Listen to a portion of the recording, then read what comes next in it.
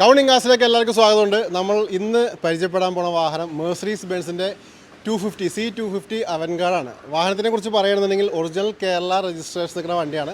പിന്നെ നിങ്ങൾക്ക് കൂടെ കാണാം, ഫുള്ള് ബ്ലാക്ക് തീമിൽ നിൽക്കുന്ന വണ്ടിയാണ്. ഇതിൻ്റെ ഗില്ല് ശ്രദ്ധിച്ചാൽ നിങ്ങൾക്ക് മനസ്സിലാവും, ഇത് എക്സ്ട്രാ ഫാൻസി ഗില്ല് കയറ്റിയാണ്. ഒറിജിനൽ ഗില്ല് അവൈലബിൾ ആണ്.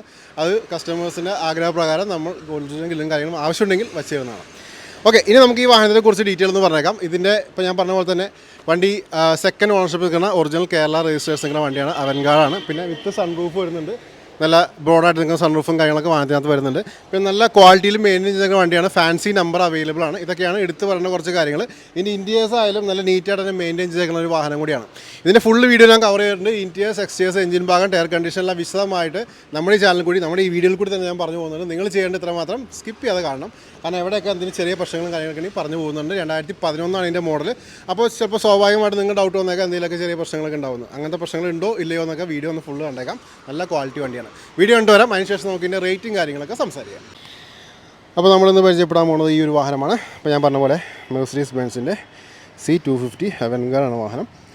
വാഹനം ബ്ലാക്ക് തീമിൽ പോയേക്കുന്ന വണ്ടിയാണ്. നല്ല ബോഡി ക്വാളിറ്റി നിൽക്കുന്ന വണ്ടിയാണ്. യാതൊരു രീതിയിലുള്ള ഒരു ഡാമേജോ കാര്യങ്ങളൊന്നും ഇല്ലാതെ വളരെ വൃത്തിയോട് തന്നെ ഉപയോഗിച്ചാണ്.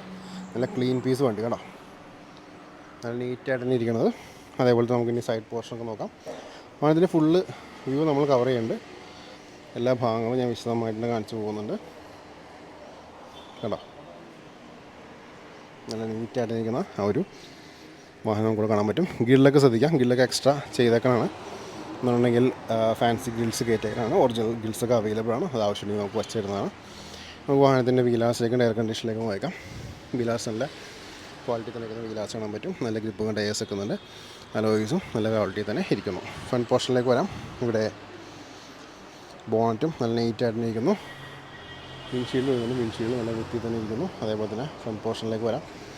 ലാമ്പ് നല്ല നീറ്റായിട്ടിരിക്കുന്നു. ഫ്രണ്ടിൽ ഗില്ലും നല്ല വൃത്തി തന്നെ ഇരിക്കുന്ന ഗിൽസും നമുക്ക് കിട്ടുന്നുണ്ട്. ടോപ്പ് പോർഷനിലേക്ക് വരാം. ഇവിടെ നമുക്ക് DRLസും കാര്യങ്ങളൊക്കെ നമുക്ക് കാണാൻ പറ്റും കേട്ടോ. അതേപോലെ നമുക്ക് ഇനി വീലാർസിലേക്ക് വരാം. ഇവിടെ നല്ല വൃത്തി തന്നെ ഇരിക്കുന്ന വീലാർച്ച് നമുക്ക് ഇവിടെ കിട്ടുന്നുണ്ട്. നല്ല ഗ്രിപ്പും ടയേഴ്സ് ഒക്കെ ഉണ്ട്. അലോയ്സും നല്ല വൃത്തി തന്നെ ഇരിക്കുന്നു. രണ്ട് ഡോറിലേക്കും പോകാം. രണ്ട് ഡോറും ഇവിടെ ക്വാളിറ്റി തന്നെ ഇരിക്കുന്ന ഡോർസ് കിട്ടുന്നുണ്ട്. അതേപോലെ തന്നെ വീലാർച്ചിലേക്ക് പോകാം. ഈ വീലാർച്ചും നീറ്റായിട്ടിരിക്കുന്നു. നല്ല ഗ്രിപ്പൊക്കെ, നല്ല ഗ്രിപ്പ് എന്ന് പറയാൻ പറ്റില്ല, ഗ്രിപ്പ് കുറവാണ്. അലോയ്സും നല്ല നീറ്റായിട്ടിരിക്കുന്നു. ബാക്കിലേക്ക് വരാം. ഇവിടെ ലിഡ് നല്ല ക്വാളിറ്റി തന്നെ ഇരിക്കുന്നു. വിൻഷീൽഡായാലും നല്ല വൃത്തി തന്നെ ഇരിക്കുന്നുണ്ട്. നമുക്കിവിടെ ലിഡ് നോക്കാം.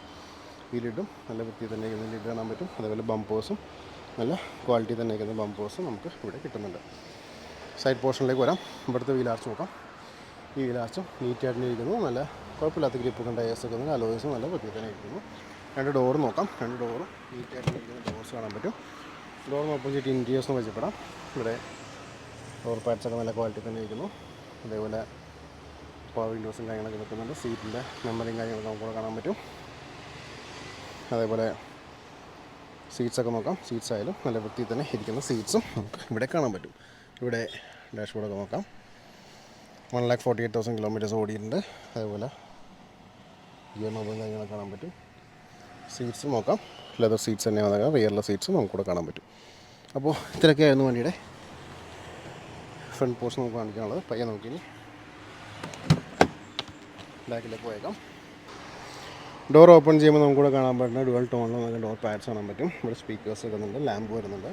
സീറ്റ്സ് നോക്കാം. സീറ്റ്സ് ആയാലും നല്ല സീറ്റ്സൊക്കെ സീറ്റ്സും കൂടെ കിട്ടുന്നുണ്ട്. നല്ല ക്വാളിറ്റി തന്നെ ഇരിക്കുന്ന സീറ്റ്സും. അതേപോലെ തന്നെ ഇവിടെ ഹെഡ് റെസ്റ്റും കാര്യങ്ങളൊക്കെ കാണാൻ പറ്റും. കുഴപ്പമില്ലാത്ത ലെഗ് റൂം കിട്ടുന്നുണ്ട്. ഇവിടെ നിന്നുള്ള വാഹനത്തിൽ നോക്കാം കേട്ടോ. അതൊരു ഡുവൽ സൺറൂഫും വരുന്നുണ്ട് കേട്ടോ.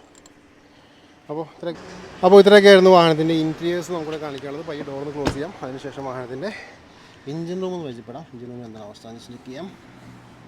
അപ്പോൾ നിങ്ങൾ ഈ കണ്ടുകൊണ്ടിരിക്കുകയാണ് ഈ ഒരു വാഹനത്തിൻ്റെ എഞ്ചിൻ റൂം. എന്തെങ്കിലും ലീക്കേജോ കാര്യങ്ങളൊക്കെ നോട്ട് ചെയ്യാം കേട്ടോ. അതേപോലെ തന്നെ ഫ്രണ്ട് പോർഷനിലേക്ക് വരാം. ക്യാമറ വളരെ സ്ലോ ആണ് നിങ്ങളുടെ ഫ്രണ്ടിലേക്ക് വന്നുകൊണ്ടിരിക്കുന്നത്. അതിൽ എഡ്ജസ്റ്റൊക്കെ നോക്കാം. എഡ്ജസ് ആയാലും നല്ല ക്വാളിറ്റി നിൽക്കുന്ന എഡ്ജസ് നമുക്കിവിടെ കിട്ടുന്നുണ്ട്. ഇവിടെയും ഫ്രണ്ട് പോർഷനൊക്കെ നോക്കാം. ലിഡിലേക്ക് പോയേക്കാം.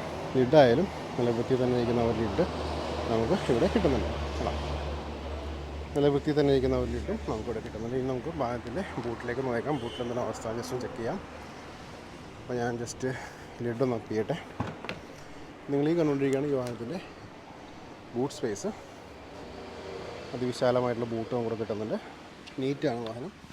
അതേപോലെ പ്ലാറ്റ്ഫോം അപ്പ് ചെയ്യാം. ഇവിടെ ടയേഴ്സ് നോക്കാം. ടയേഴ്സ് ആയാലും നല്ല ക്വാളിറ്റി മെയിൻറ്റെയിൻ ചെയ്യുന്നുണ്ട്. സ്പെയർ വീൽ റൂമും കാര്യങ്ങളൊക്കെ നമുക്കിവിടെ അവൈലബിൾ ആണ്. അതുപോലെ എഡ്ജസ്റ്റിലേക്ക് നോക്കാം.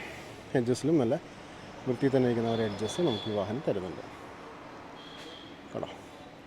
അപ്പോൾ ഇത്രയൊക്കെയായിരുന്നു വാഹനത്തിൻ്റെ എഞ്ചിൻ റൂമിൽ നമുക്ക് കാണിക്കാനുള്ളത്. ഇനി നമുക്ക് വാഹനത്തിൻ്റെ റേറ്റും കാര്യങ്ങളൊക്കെ സംസാരിക്കാം.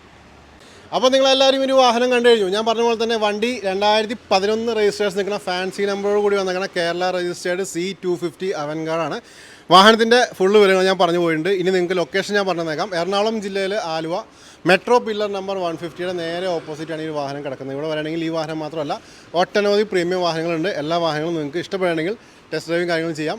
പ്രൈസ് നെഗോസിയേഷൻ കാര്യങ്ങളൊക്കെ നിങ്ങൾക്ക് ഇവിടെ ഷോറൂമിൽ തന്നെ ചെയ്യാവുന്നതാണ്. പിന്നെ ലോൺ ഫെസിലിറ്റി ആണെങ്കിൽ അതും ഇവിടെ തന്നെ ഒക്കെ അറേഞ്ച് ചെയ്യുന്നതാണ്. ഇനി നമുക്ക് ഈ വാഹനത്തിൻ്റെ ആസ്കിംഗ് പ്രൈസിലേക്ക് പോയേക്കാം. 11.25 ലക്ഷം രൂപ, 11.75 ലാക്സ് ആണ് ആസ്കിംഗ് പ്രൈസ്. അത് ചെറിയ രീതിയിലേക്ക് നെഗോഷ്യബിൾ ആയിരിക്കും. നിങ്ങൾക്ക് ഡിസ്ക്രിപ്ഷനിൽ ഞാൻ കോൺടാക്ട് നമ്പർ കൊടുത്തിട്ടുണ്ട്. നിങ്ങൾക്ക് വിളിക്കാം, സംസാരിക്കാം, കാര്യങ്ങളൊക്കെ ചോദിച്ച് മനസ്സിലാക്കാം.